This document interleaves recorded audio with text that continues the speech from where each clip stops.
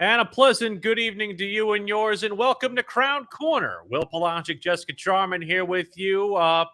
It's like normal. It's like our normal time, our normal spaces, our normal everything together. Jess, I feel like the last couple of weeks we've had different things because of Open Cup. I was off, I was not off, etc., and so on. It's so great to feel like we have a somewhat normal Crown Corner here this week. Somewhat normal. Still a lot of stuff to get into that is less than normal. Obviously, we can't avoid the elephant in the room, but excited that, of course, it's a match week. We've got a home game, and it's fantastic to have the opportunity to prepare and talk about that upcoming home game and also get to see a player. So happy days on Crown Corner. And we'll have an opportunity to chat with Christian Colina, the goalkeeper for Charlotte FC. Very excited to get a chance to talk with him. We'll do our opposition research on the New York Red Bulls, who we get a chance to see again after we saw them a couple of weeks ago in Open Cup play, wondering whether or not that could be a potential rivalry upcoming and brewing, depending on how things go in the final two games in MLS play against them. And we'll also do our supporters section chat with the folks from Mint City Collective and our pal Matt Swift. But you mentioned the elephant in the room, Jess. We talked about it a little bit last week, right at the outset of the news of Miguel Angel Ramirez departure. More stuff has come out.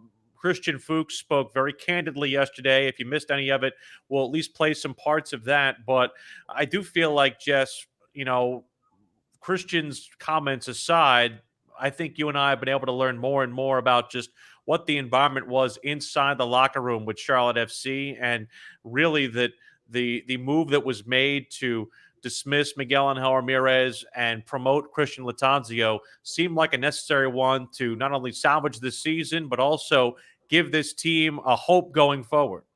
Yeah, well, I think when we first had the news break, we mentioned that we don't know everything that goes behind closed doors. Everything that we were talking about when we did our episode last week was stuff that we had observed, whether it be at private trainings, whether it be at games, whether it be body language of players, but it was nothing necessarily that we knew of behind closed doors. So Christian Fuchs had a really important role as the captain, as the leader of that dressing room. And I think he did a superb job of articulating the way that people were feeling. I think he did a fantastic job of bringing the team together as a spokesperson. And that's what your captain's for. And I have a lot of respect for Christian Fuchs because he's a player that has experience of these matters. He knows that the media, he knows that fans deserve some answers. And he did a great job of providing those answers while still protecting individual players in that locker room as well. And I feel like now, the majority of fans out there, and it's okay to still be disappointed that the Miguel Angel Ramirez era didn't work out. I think I am. I still believe that he's a very smart man with a fantastic soccer IQ, but it just wasn't a match made in heaven like people may have believed. And now that Christian Fuchs has spoken, who's a player that is so well respected among media, among soccer fans, among Charlotte FC fans, a fan favorite, I think most of the people that were furious with the club for this decision are starting to really realize that, okay, this was made and it's the right decision. You mentioned disappointment. That was the word that was used by the aforementioned captain, Christian Fuchs, when he spoke to the media yesterday about how he felt about Miguel Angel Ramirez's tenure with Charlotte FC. For me, it was overall a disappointment in terms of him not being able to really connect with us. I think that was one of the main reasons. You have a great group of players here that really give everything, that are trying hard, that really are committed to the club. And I think there was a little bit of a of players not really buying into or what he's trying to achieve. And it got them a little bit, how do I say that, frustrated or insecure. Insecure, I think, is the right word. For then also not being able to perform on a level where we could. And this was such a key moment because it was very early on in the press conference. And I felt like a sigh of relief when he said that, because it kind of just put all the pieces of the puzzle together. And when he talks about not connecting with players, that was one of the things I really pondered on and spoke about last week. I spoke about on Mac Attack as well, that maybe Miguel is a very good coach in terms of his understanding of the game, but perhaps he's not the best manager. And a manager is someone that's able to connect with his players, that's able to put his arm around a shoulder, that's able to get the best out of the people because of the way that he nurtures them. And comments like the ones that Christian Fuchs makes you realize that perhaps a lot of players felt like they were on their own or under a lot of pressure. And not many players can thrive under significant pressure from the manager. Someone said something, I think it might have been T-Bone from the Mac Attack, where it really made me think that, because I feel like there's a lot of anger in moments like this, because there's frustration, there's, why is this happening to us, et cetera, and so on. I know I was a little ticked that it happened while I was on my vacation. So at least from that particular situation, I had felt some kind of way about it. But I do feel like when it comes down to it, Jess, it just didn't fit. And I do feel like Miguel Angel Ramirez can still be a very good coach for another team. But to ask him to bring his style to this league, to an expansion team, to a brand new side, and have a lot of the challenges that befall an expansion side, i.e., trying to get things up off the ground, trying to get an academy off the ground, and being used to having more resources vis-a-vis the entire league. I do feel like it's something where it just probably was something that both sides did not realize that they couldn't really deal with. And I don't think that's Miguel's fault. I don't think that's the club's fault. It just is a fate of circumstance, is it not?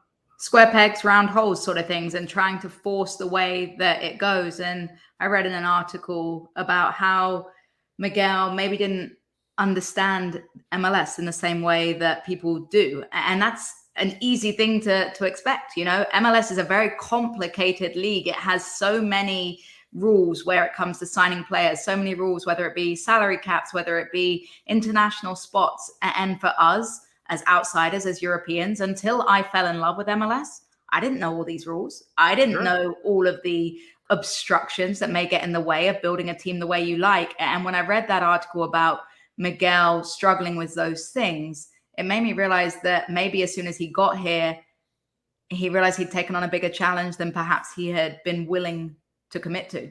I mean, how many times have you and I talked about, the intricacies of general allocation money and targeted allocation money and, all those type of things? It's like, it's very, very easy to, if you haven't been exposed to that, it really undersells the fact that it might just not have been the right fit.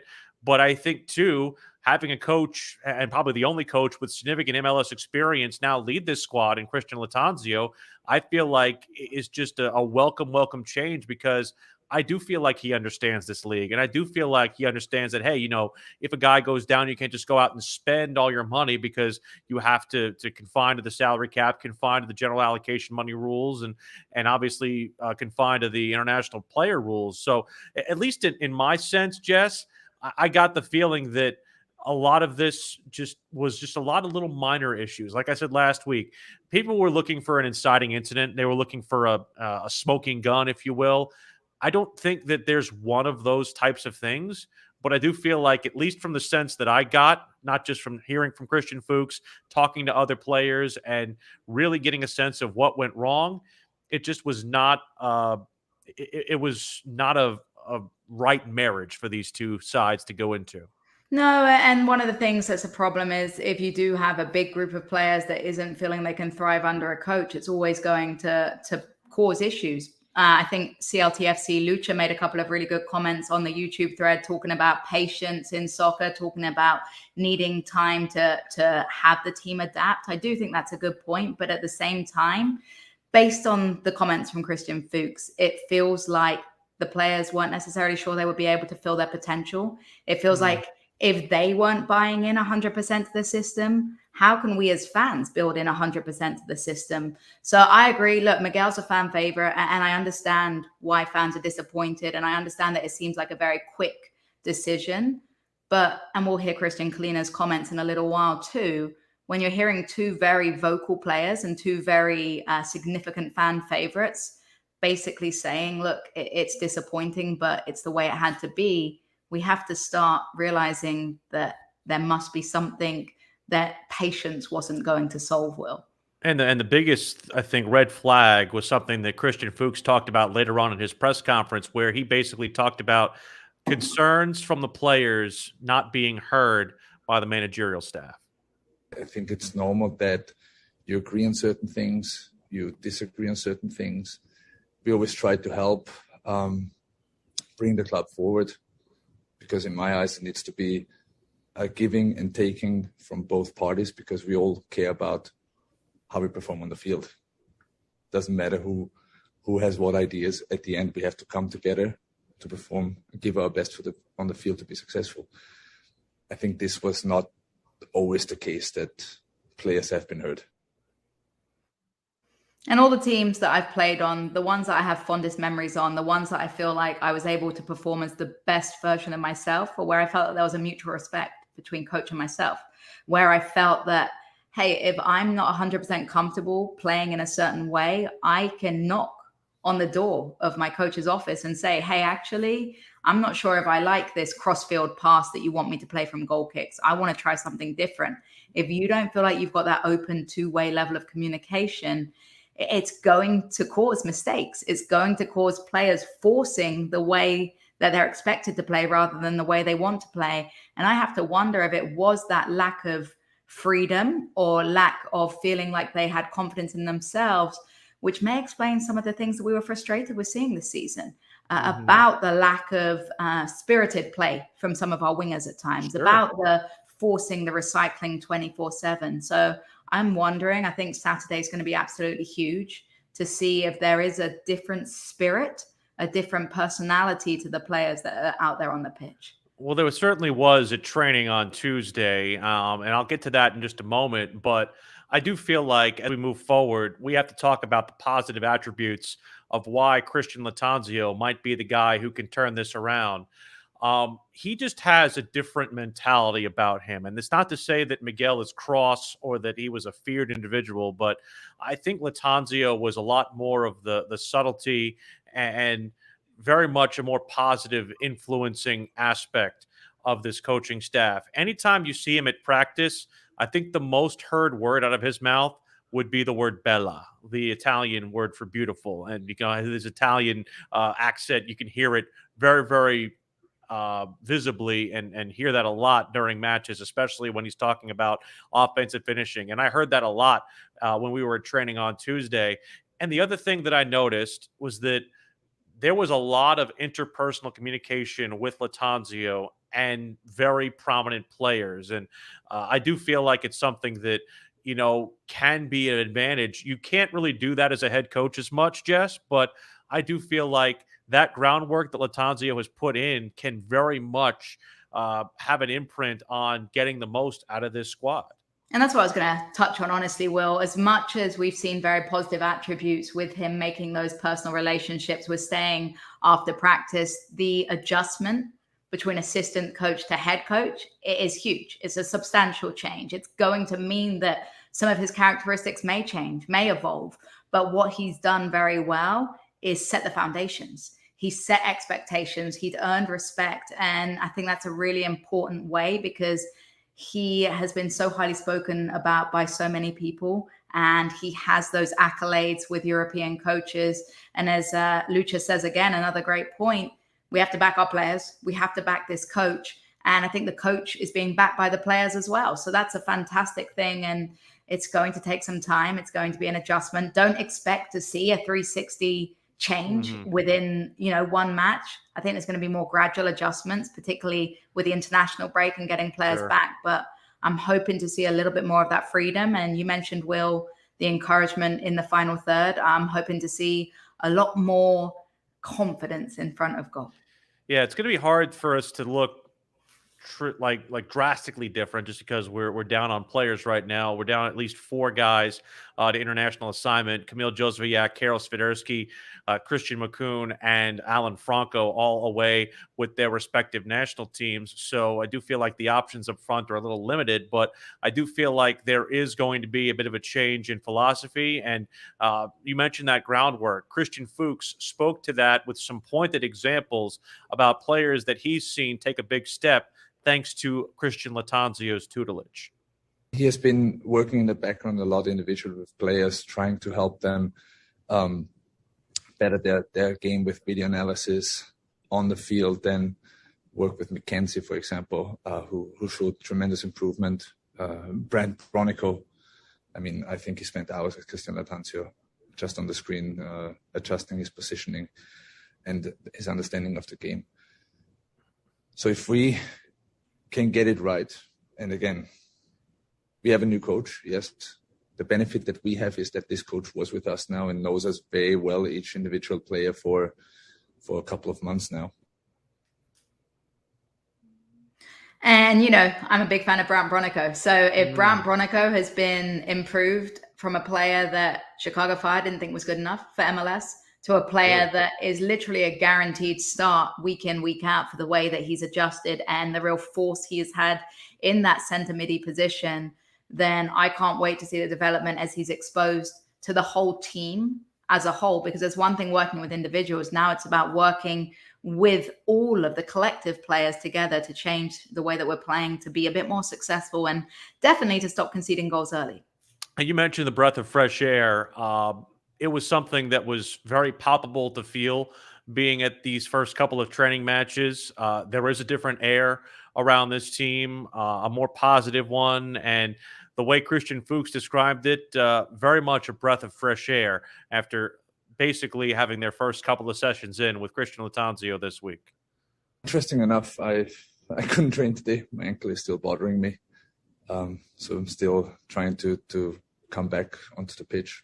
But I had the time to look at faces. I had the time to look at the players, at the non-verbal communication. And it was very interesting to see how, I would say, with how much relief players were approaching the training, with a lot of smiles. But then also when it was time to train, how players, and you guys have not been there anymore when we did tournaments, with how much intensity they were training. And that was great to see. They had to go at each other, because today the preparation started, and we want to make sure that we are very, very competitive against Red Bull, because we on the road, obviously we didn't get the result we wanted, but now it's in the Bank of America Stadium, and I hope we are ready by the weekend. Key word for me there, intensity. One of my biggest criticisms has been that we haven't had that intensity either right off the bat, which is why we've conceded goals early, or we've run out of steam towards the end of matches, which is why we've given up opportunities like we did against Seattle. So intensity is going to be key to build these players' fitness, which is then going to help us see out results. So I'm excited to see a new intensity in practice and get those players' match fitness up to scratch. And I do feel like the onus is on everybody now, because, if the manager is given this, all this responsibility of how it was this and that and the underperforming and whatnot, well, now it falls back on the players squarely. It falls on the sporting department. It's really got to be more of a collective effort to go forward and prove that point that Christian Fuchs said that they are underperforming and that they can do better. And it's on them to make that happen. And it happens this weekend, at least beginning against the New York Red Bulls. And we'll get plenty into the rematch with the team from Harrison, New Jersey a little bit later on. We'll talk to Bovid Amelia, of course, from the I-80 Sports entity. He will talk to us about that coming up in our opposition research. But before we do that, it's an opportunity for us to sit down with another guy who really, I feel like, represents a real great portion of this fan base when it comes to people who love him, and that is goalkeeper Christian Colina, as we go inside the training ground. It's time to go inside the training ground and talk to a guy who, let's be real, if you look at somebody who could be an MVP of the first third of the season, you look no further than our goalkeeper, Christian Colina. He joins us here on Charlotte FC's Crown Corner. Christian, appreciate the time as always. First off, hope you had a good break and hope you're able to get some R&R after the last week and the first 14 games of this season. Thank you on these all nice words in the start, and regards to everybody who watched this, and I hope they will have fun with us. What I guess from your perspective, how do you look at what happened last week? What were your initial reactions to the dismissal of Miguel Ramirez? Yeah, it was a little of shock, but this is football or soccer, how you want. In the Europe is even this is like normal situation. they change even 3 times coaches per year. Here is a little bit different mentality, but it happens. For me, I was glad that he trained me. I learned a lot of things from another side of football, and I think that I play really well with him, and good luck to him. We must keep forward, and that's it. One really nice thing for you, obviously, as a goalkeeper is Andy staying on staff. How instrumental has Andy been? We get an opportunity to watch practice sometimes, and his goalkeeper sessions look marvelous. How is Andy as a goalkeeper coach? For me, it's the best goalkeeper coach what I had in my career. Really, I had previous good goalkeeper coach, but what I want from myself and to reach the best, this type of training, I all the time I try to find with another coaches, but it's not easy. And when I came here, one of the reasons why I came here is because I know that he came from a Premiership, and hopefully, he had a big experience, and he can learn me a lot of things. And for me, he's very important for me. I'm happy that he stay because he had a contract with the club, and I hope that we will be together a long years. I know that as somebody who is being retained alongside Christian Lattanzio, he'll probably have a greater impact on the rest of the club, including the outfield players. What are you most looking forward to from Andy's, teaching that he can impart to the rest of the team, not just the goalkeepers? This experience, what he had from Premiership, because when he was in Stoke City a lot of years, he was in smaller club than what they expect every time they fight for the relegation or for the middle of table. And this experience of the fighting, he can give to these young players or to the team.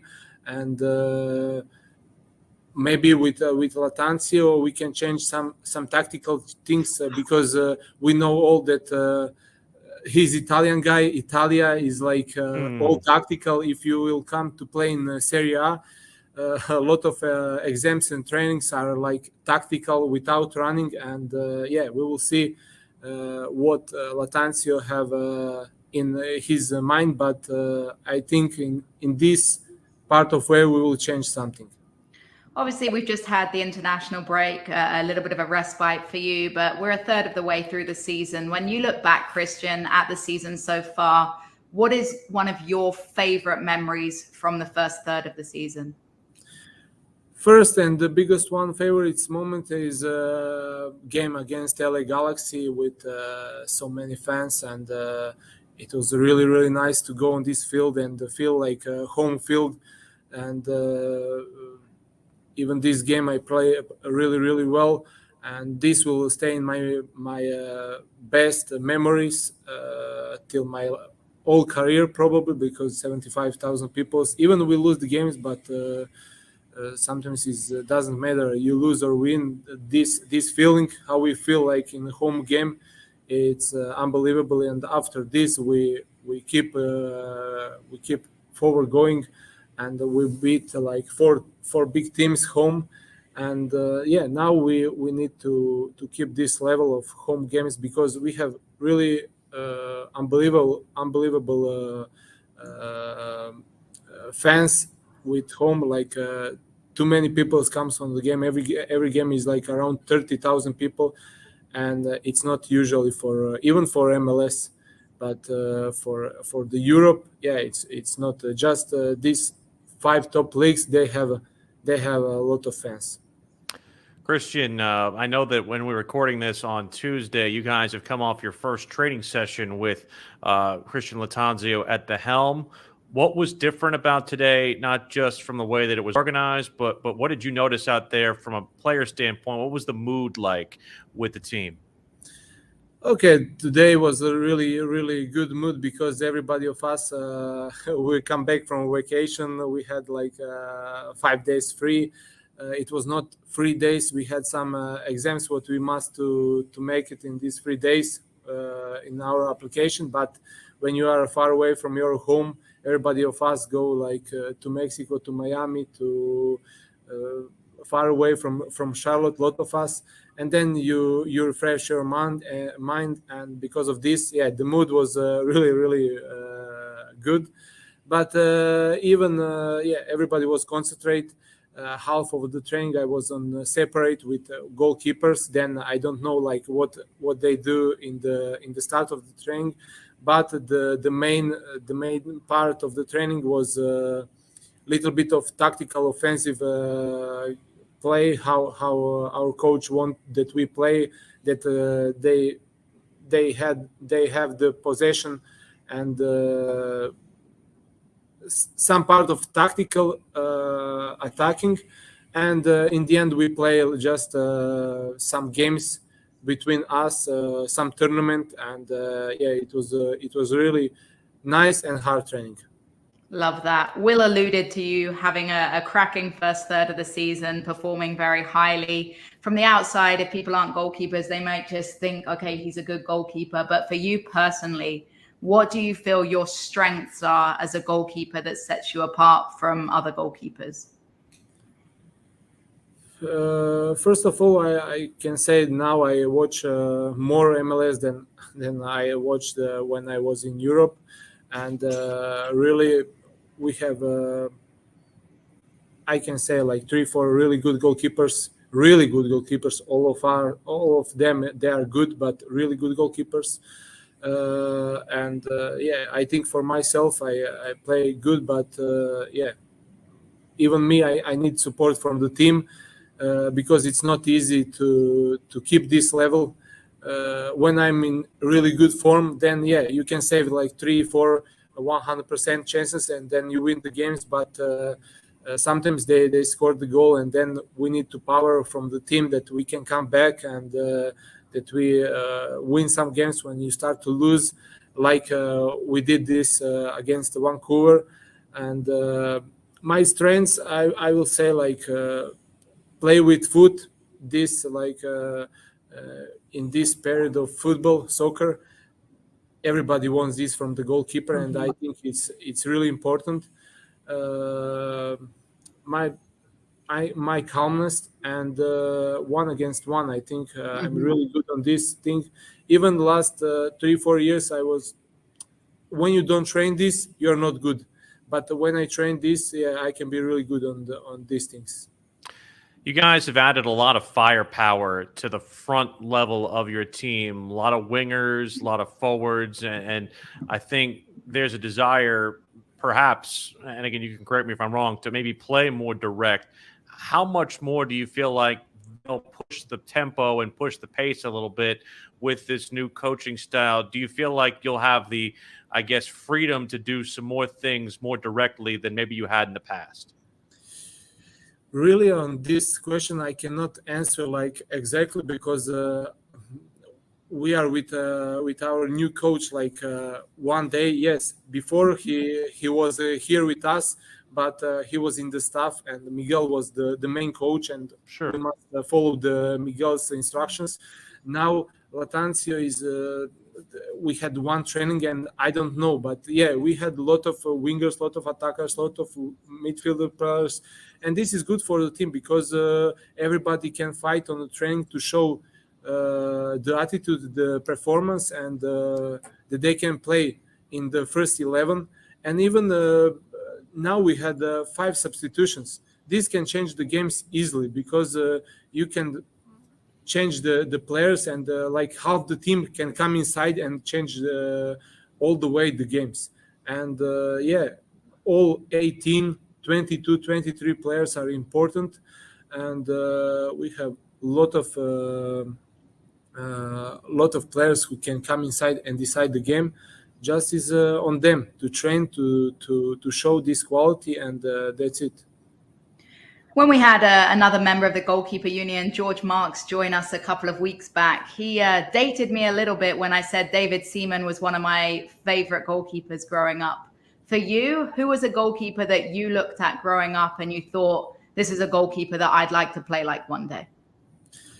When I was young, really, it was Gianluigi Buffon. He was my big favorite goalkeeper with unbelievable attitude, unbelievable I don't know, calmness, everything what I like. In this moment he didn't need to have perfect foot or to play with foot, but all another things from what you need from the goalie, he is like really top.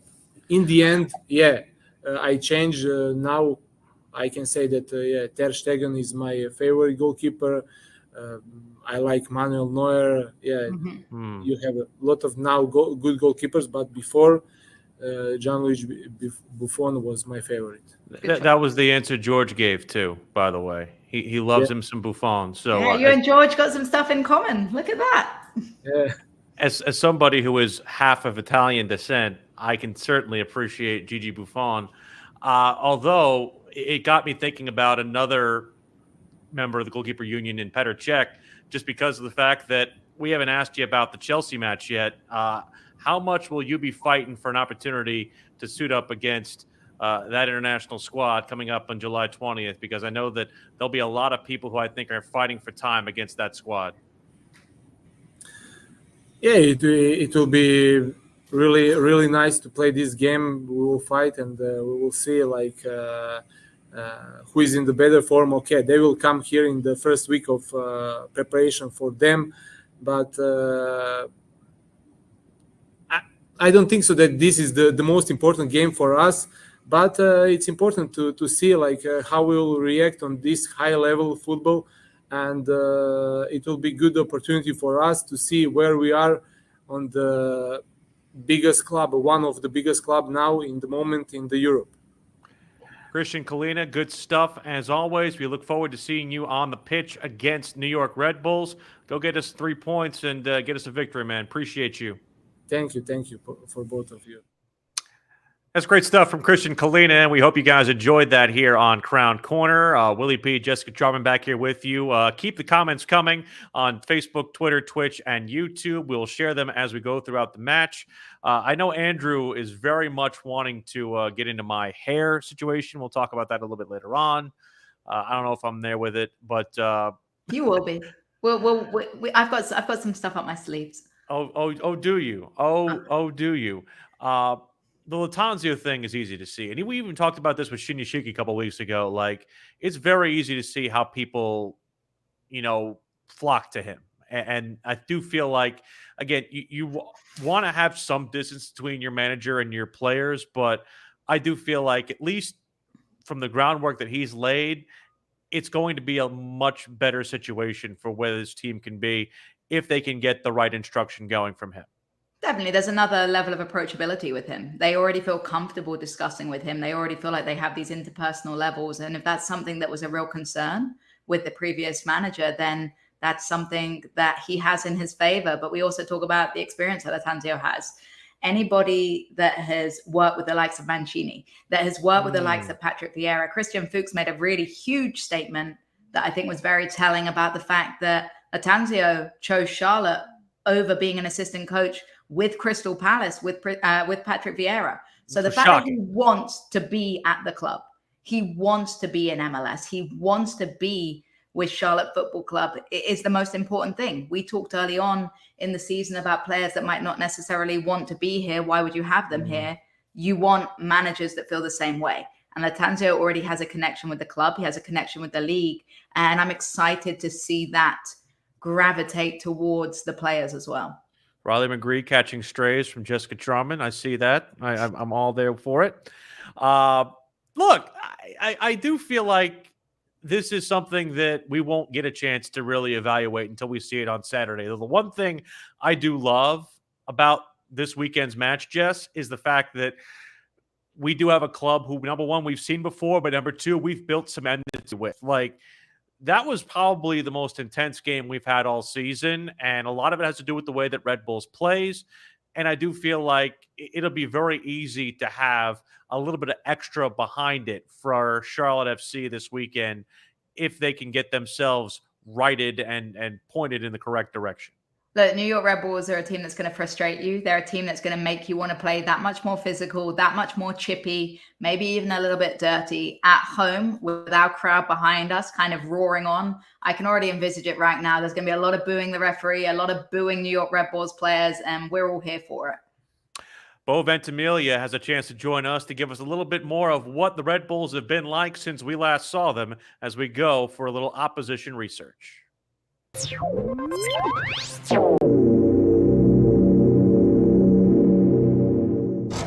Let's talk about the match on the pitch this week as Charlotte FC hosting New York Red Bulls. Nationally televised contest on ABC. We'll, of course, have the coverage on Sports Radio FNZ and the Charlotte FC Radio Network beginning at 2:30 for a 3 p.m. kick. And Bob will join us from I-80 Sports to give us a little bit of insight as to what's going on with Red Bulls. Obviously, we saw them very recently in U.S. Open Cup play. Soccer. As beautiful as it can be in New Jersey, I would say. Hey, Making New friends Jersey is a beautiful everyone place. always. New Jersey is a beautiful place. They call it the Garden State for a reason, you know. People think of New Jersey, they think of, the 10-mile radius of which I live. But there are nice things outside of there. Go ahead, Jess. So obviously, Will mentioned Open Cup. We obviously lost from a Charlotte FC perspective, a tough game. Miguel and Ramirez had described it as one of our best performances. We will say otherwise on that. What do you feel like you learned from that Open Cup matchup? And congratulations, I suppose, on the win. Thank you very much. It's been a very tough season for Red Bull as far as scoring goals. So that kind of opened the floodgates. We just lost the previous game to Inter Miami 2-0. And then we, face off against Charlotte 3-1, got the results, got the goals in net. And then the very next game playing DC United at home, 4-1 result. So I feel like that kind of opened the floodgates. I feel like it was a touch of a mismatch if you look at the way these two teams play. I think Red Bulls are going to have your number, of course, playing, the kind of unpredictable soccer, but that high press, athleticism, a lot of running, causing turnovers, disruptions, tackles. I think that is a mismatch to the way Charlotte FC plays. But yeah, hopefully that is going to continue this week and into the future for Red Bull. Been very streaky so far, only 24 goals this season. How surprised were you, Bob, that the match between these two in Open Cup play was as physical as it was? I would say not very surprising at all. That's just how Red Bull plays this year. And for Red Bull, we talked about the high press. It's all about press, and then it's about volume on offense. This team is top 5 in shots. They're taking chances, not scoring a whole lot. No number 9 on the whole team. But I think that it was less surprising because once we get one goal in, the floodgates open up. It's like opening Pandora's box. You saw, last week with DC United, Laquinas with like 2 amazing goals, scorchers from far outside the box. So I think that Red Bull want to be physical with all their opponents. I think that's how they're going to stay in games this season. And, outside of that, it's going to be, press. And, we got players like Frankie and Amaya who've stepped up and played way outside what I thought was their comfort zone. We got 2 very, very physical number I guess we call them kind of like number 6s or dual number 8s.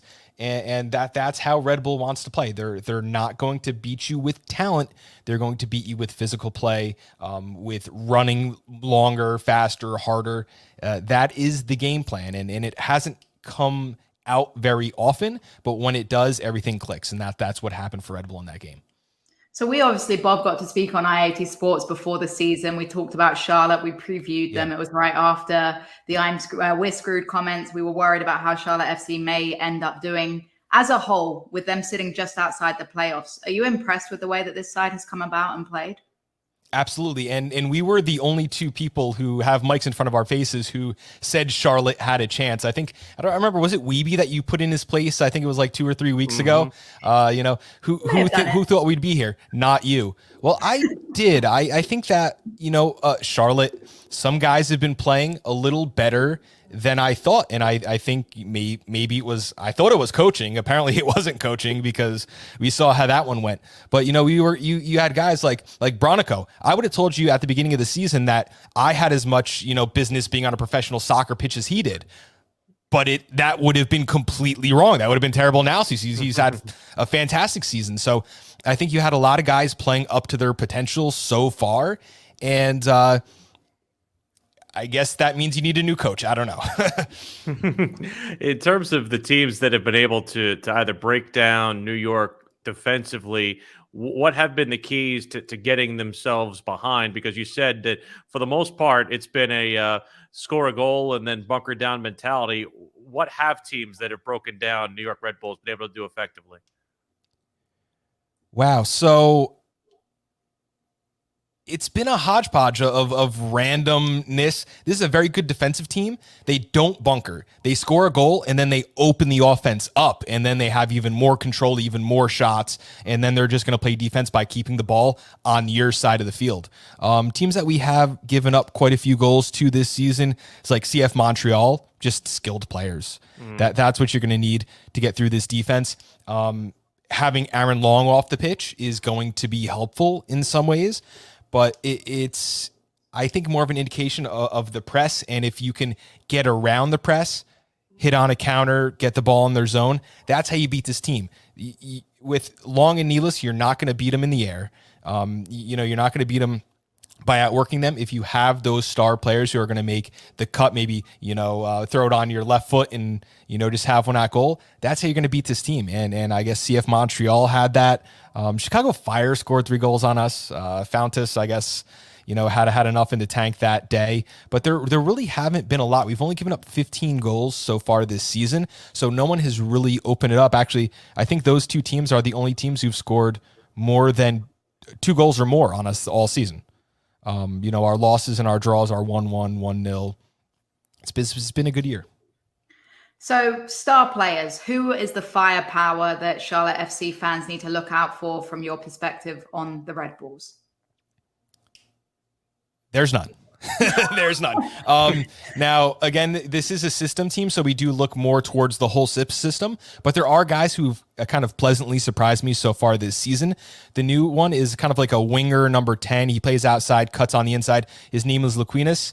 4 goals, 2 assists this season in just about 679 minutes. Which is about 7.5 games. 2 amazing strikes against DC just that last week, so he's coming into form.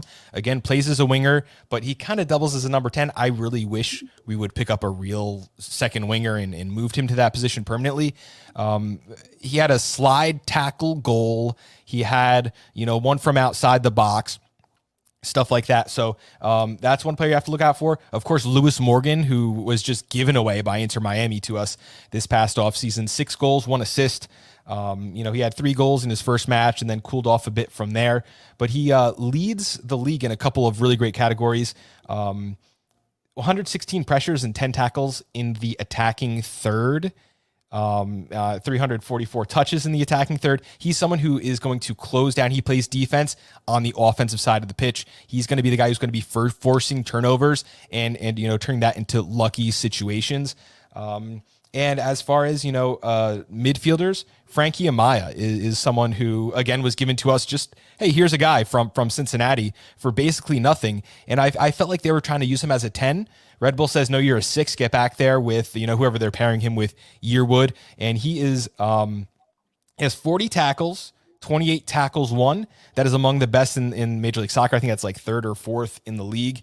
And just, him linking up with Lewis Morgan, Laquinas, whoever gets the ball, it's going to be attacking from the outside. We have no true number 9. And all of our attempts, Klamala has kind of been a bust this season. Tom Barlow, I've said enough about him in the past already. So it's not stars, it's teamwork. But if you're really looking at someone, Laquinas has had some amazing, amazing goals this year so far. Ventimiglia of I-80 Sports. Beg my pardon on the little jab at New Jersey. Sometimes my native New Yorker sensibility can't help myself. But we certainly appreciate the welcoming that you guys have helped give us into not only the soccer community, but the MLS community at large. We appreciate it. Looking for a good match on Saturday, but of course, we're looking for a victory on our side. We'll get another couple of times to talk to you this year. Appreciate the time as always, and we look forward to a match on Saturday between these two clubs. Of course. Thanks a lot for having me. Bob was a good sport. I'm just making it known. I hate New Jersey. I hate You're the Red not here Bulls. to make friends. You're not here to make friends with the enemies, Will. And I've been loving the comments, and most importantly, loving the affection being shown to Sir Minty right now. Yes, Sir Minty is far greater than Red Bull all day long. They better bring Sir Minty out into the crowd. Willie P never gave an answer to Jess's challenge whether he would bleach his hair like some of the players if Charlotte FC wins the MLS Cup in our first season. I told you, my wedding is literally 2 months after the MLS We do it Cup. afterwards. It's as simple as that. As soon as you're back from the honeymoon, if we win, you go bleach blonde. It's simple. I'll do yes. it. Fine. Okay. If this is what you want, Yeah. I will bleach my hair blonde after the honeymoon. No, if Charlotte FC wait.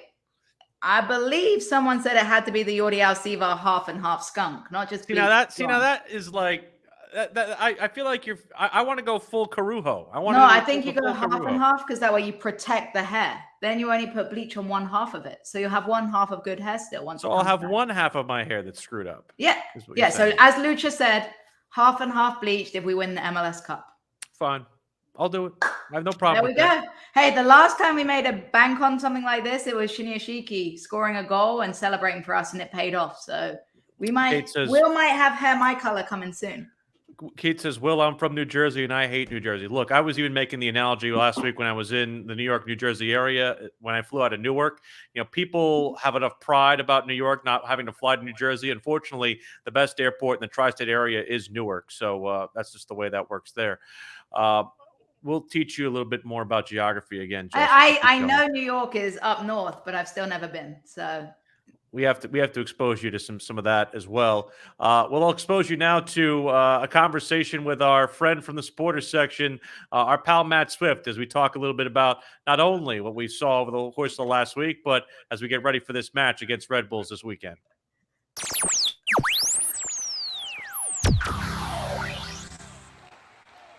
It is supporter section time, and we spotlight our friends from Mid-City Collective. Feel like, it's been a couple of weeks since a home contest. We give Mid-City an opportunity to shine, and Matt Swift is one of the big people with Mid-City Collective. He joins us here on Crown Corner. Interesting couple of weeks here, Matt, with the news involving Charlotte FC, but thank you so much for joining us here today.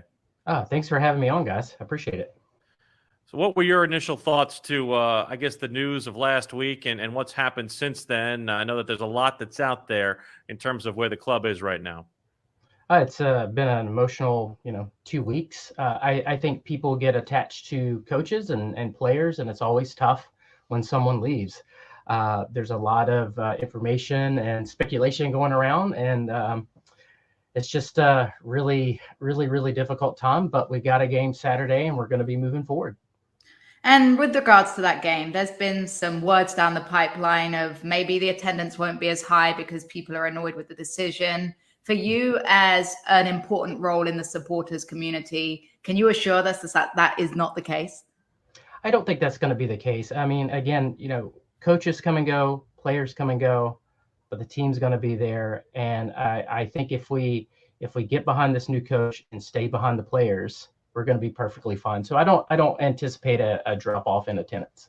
Because, like I said to somebody else in the Supporters Council earlier this week, I don't know if that serves anybody well, especially when the team is all about the players and really they're the ones who stand to lose the most if there is a drop off in support. What have your conversations been like with the rest of the supporters groups? Because I know that this could be something that would be very hard for anyone to undertake, especially a group that, like ours, is right now in its first season, still trying to gain some footing. Yeah, I think everybody, since so much news has come out and just the drama behind it, I think everybody's ready to move on. And it didn't help that we had a week off, so there was no games. So I think everybody's just really ready for Saturday and for some good old fashioned revenge against Red Bulls. Absolutely. Moving on, I want to look back at, we've had this international break, like you've said, some time for reflection. It's been a while since we've spoken. Matt, what has been your highlight of the entire inaugural season so far? Oh, man. I think the easiest thing to say is the inaugural match, just being a part of that and just seeing how massive it was. There's been all these little small moments along the way, and even signing our first coach is a big milestone. So just those little moments, but it's hard to beat that inaugural match, right?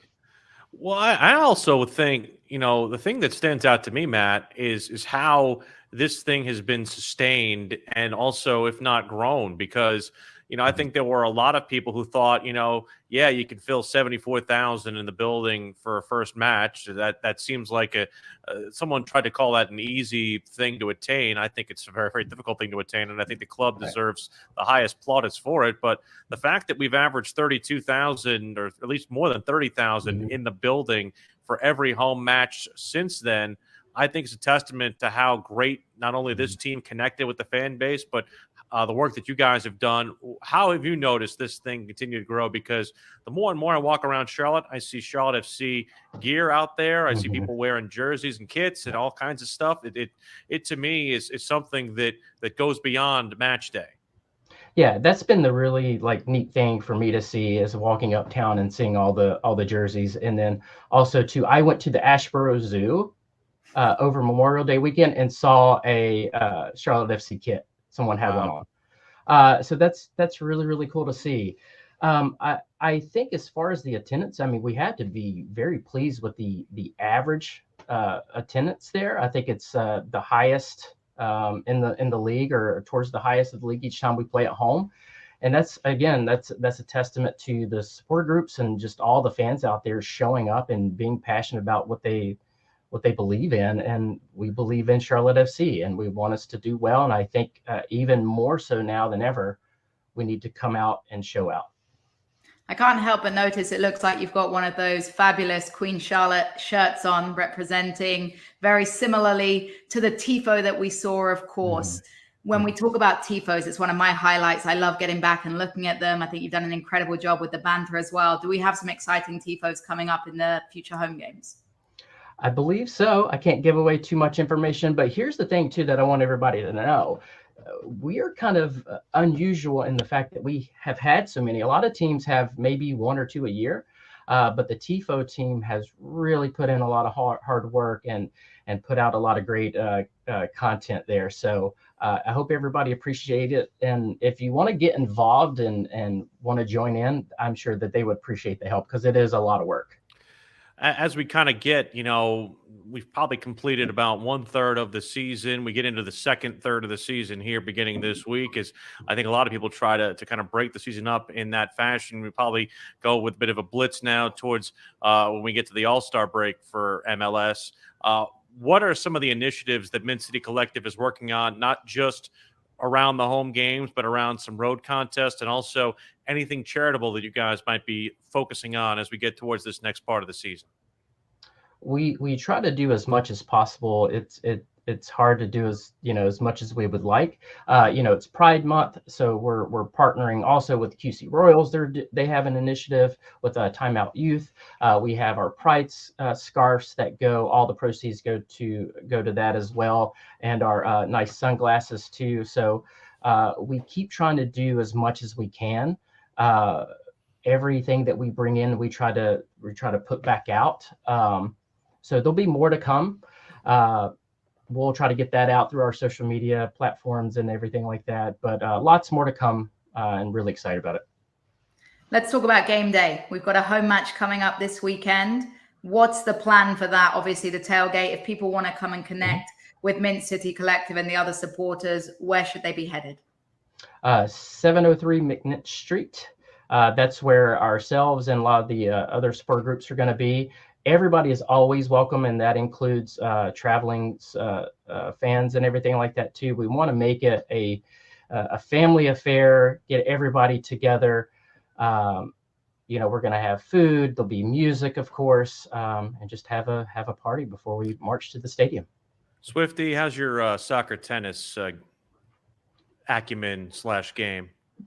I heard you guys are trying to come for us, so I am ready. I am pretty good myself, so I will be ready. I'm just limbering up. It's going to be. Don't get the Mad Cat. I'm ready. the Mad Cat's ready to roll. That's what I've heard. So I think that'd be great. I think we should do that for sure. It's coming. Don't you worry. It's been on my agenda ever since I got the call from Charlotte Football Club. All right, let's do it. We certainly appreciate all the work that you guys have done, Matt. It's great to have a strong supporter section because that means a strong fan base. We look forward to you guys being loud and proud on Saturday afternoon. Looking forward to trying to get 3 points away from New York Red Bulls because they took away our opportunity to get a trophy. And so revenge is certainly on the mind. Appreciate the time as always. We look forward to seeing you on Saturday. Thank you guys so much for having me on. I appreciate it. Thanks to Matt Swift and the folks at Mint City Collective for their time as part of the supporters section. It is Q&A time, so if you have a question, leave it in the comments section. Jess and I will answer it in our final 4 minutes with you. I do also want to at least point out that the soccer tennis comment, that is something we're working on for a game, I believe, coming up in late July. So keep your eyes and ears out for that. We're looking to try and do some event that coincides with the game. So have an opportunity to possibly get your soccer tennis on. But Jess, in terms of just the way this is going to look this weekend, what tactically are you expecting to be different for Charlotte FC when they take the pitch against New York Red Bulls? I don't think too much is going to change big picture tactically at the end of the day because you don't want to make drastic changes too quickly. We haven't had very many practices. We're going to have different personnel anyway due to the international break. What I expect to see a little different is the energy. I expect to see a little bit more oomph behind these players, a little bit more freedom, a little bit more confidence. I think more of the differences we're going to see is in the body language of the players, in the style that they may be playing personally, rather than big picture tactically. Lucha asks whether or not the potential starting formation will stay the same or change up a bit. I do feel like they'll stick with the 4-3-3 because I think that's been our most successful formation. I do like what we have going with the wingers. I think we unlocked something with Daniel Rios as well. I do feel like they'll probably stick with the 4-3-3, don't you? Yeah, I would say the 4-3-3 is going to be our most successful formation, regardless of who the coach is, just because of the nature of the players we signed. We signed a bunch of wingers because we wanted to play a 4-3-3 and aggressive attacking soccer. I think what's going to be interested in seeing the changes in personnel. Obviously, Christian Fuchs was very vocal that he's still struggling with an injury. Makun is out on international duty. Does this mean we get to see a little bit of my fellow Brit Anton Walks on the pitch? Let's go, Anton! Let's go, Anton! I'm ready! Kate wants to know length of the MLS season. Too long, not long enough, or just right? I'm not necessarily concerned with the length. I just feel like I'd want to see a more balanced schedule, I guess you could say. I know that probably playing with everybody is probably a little bit too ambitious, at least at this point, or maybe they thought, they were trying to guard against another COVID spike, but I'd like to see everybody play everybody. That's just me. Yeah, but as the league grows and they want to keep growing it, I don't think it's possible, particularly with the mileage. We've got to already imagine how big the US is. And we already have players that talk about how difficult it is to travel to the West Coast from the East Coast, yada, yada, yada. I quite like how it is. I do. I think that the only thing I would change is that international breaks were respected a little bit more and that teams actually got real breaks while their players were missing. Yeah, and I understand what MLS was trying to do to try and condense the season to a point where, okay, you know, there's going to be an ability to have the season end before the World Cup. They did not want to have to lengthen the season out a little bit more. To me, though, just like you said, that's probably the one thing that, at least in MLS parlance, they get completely wrong. The fact that we're having to play games without a full complement of our roster is not something that any other squad in the world has to deal with. And I've never understood why they don't take these things seriously, or why they allow themselves to just, you know, not necessarily keep to what the rest of these other leagues are doing. Absolutely. But it's America. You'll like to be different. Let's be honest.